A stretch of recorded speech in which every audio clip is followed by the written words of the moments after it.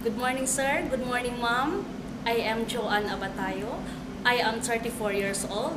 I'm married. I college undergraduate.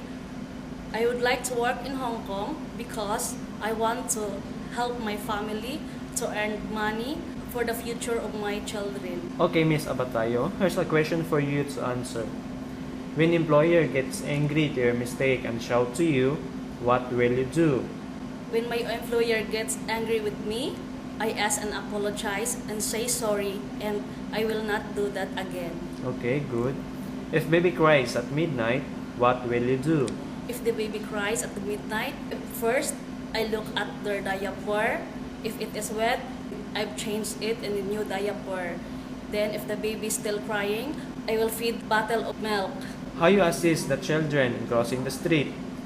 In crossing the street, I assist the children first hold their hand and look at the stoplight left and right, then walk together. Okay, good.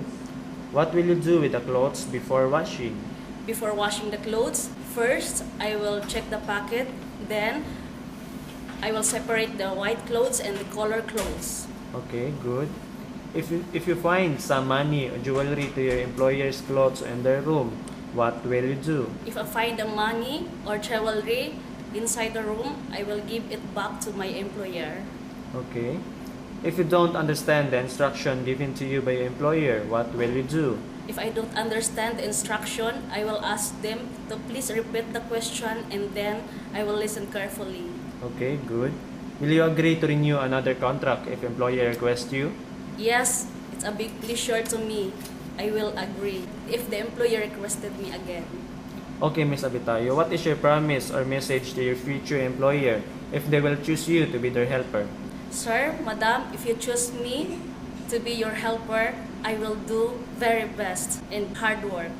Thank you, sir. Thank you, madam. Have a nice day. I will see you in Hong Kong.